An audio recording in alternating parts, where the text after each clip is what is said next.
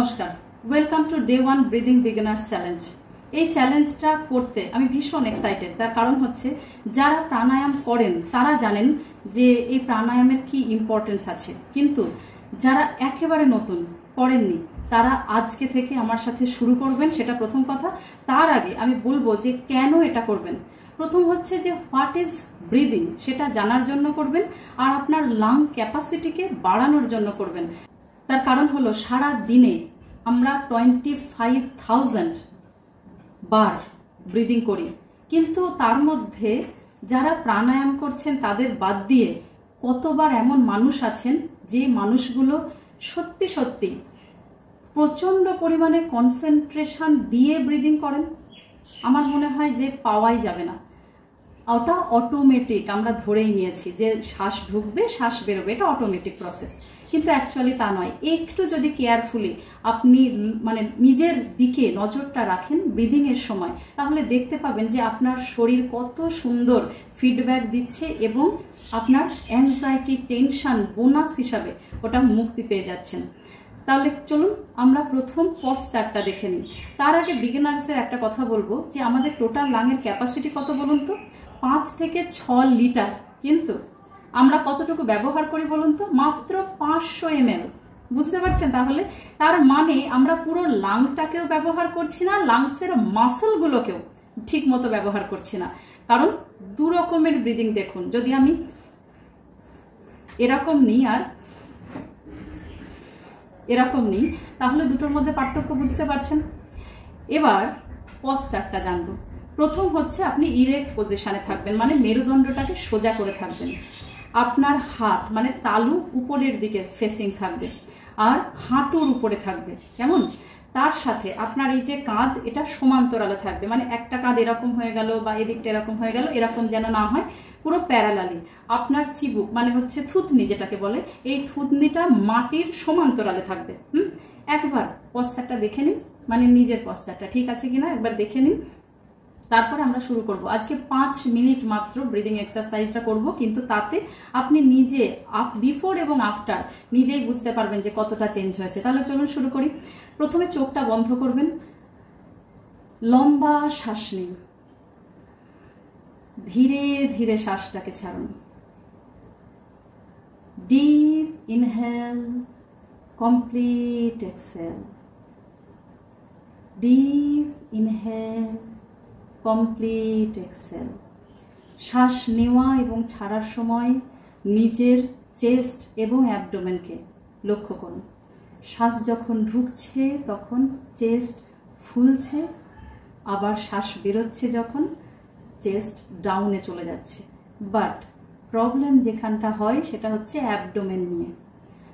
আজকে কেয়ারফুলি নিজের পেট লক্ষ্য করুন। শ্বাস ঢোকার সাথে সাথে পেটটা ফুলে উঠছে কিনা, মানে খাবার খেলে যেটা হয়, খাবার যখন আমরা খাই পেট ফুলে ওঠে, আবার খাবার যখন ত্যাগ করি মানে মল ত্যাগ করি তখন পেট ঢুকে যায়। তাহলে একবার খেয়াল করুন যে যখন আমার শ্বাস ঢুকছে পেট ফুলে উঠছে কিনা, আর শ্বাস বাড়ার মানে ছাড়ার সাথে সাথে পেটটা ঢুকে যাচ্ছে কিনা, কেমন লক্ষ্য করুন একবার।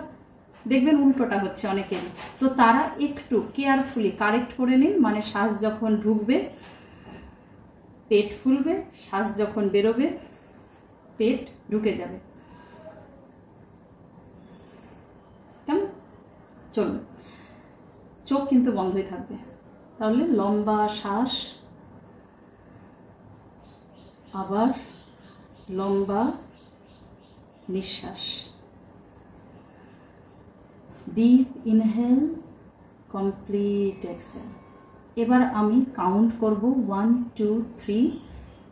1 2 3 এই কাউন্ট বরাবর আপনি শ্বাস নেবেন, আবার 1 2 3 এই কাউন্ট ধরে মানে 1 2 3 সেকেন্ড ধরে আপনি শ্বাস ছাড়বেন, কেমন?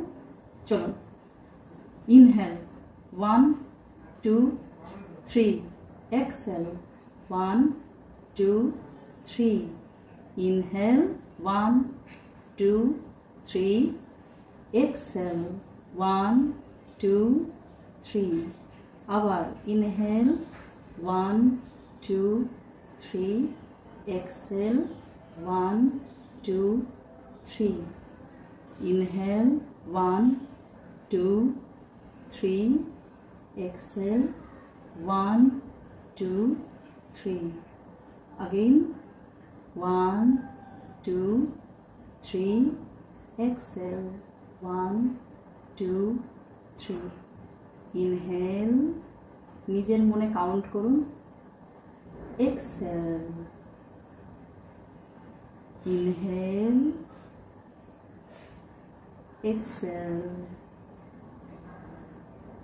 inhale exhale inhale exhale inhale 1 2 3 exhale 1 2 3 এরকম করে ধীরে ধীরে 1 2 3 কাউন্টের সাথে ইনহেল করবেন, আবার 1 2 3 কাউন্টের সাথে এক্সহেল করবেন। আজকে ভিডিওটা এই পর্যন্তই, মানে প্র্যাকটিসটা এই পর্যন্তই। 3 সেকেন্ড ধরে শ্বাস নেব, 3 সেকেন্ড ধরে শ্বাস ছাড়ব। এইটা যতবার খুশি প্র্যাকটিস করবেন, কিন্তু আমি যেটা বলবো সেটা বাদ দিয়ে যদি একবারও যাদের হবে না বলে মনে হচ্ছে, অ্যাটলিস্ট দিনে 2 বার, সকালবেলা ঘুম থেকে উঠে বিছানায় 5 মিনিট আর রাতে ঘুমোতে যাওয়ার আগে বিছানায় 5 মিনিট প্র্যাকটিস করুন। কেমন? ভালো থাকুন, সুস্থ থাকুন, আর আমরা সেকেন্ড ডেতে আবার দেখবো যে কি চ্যালেঞ্জ আছে। Thank you.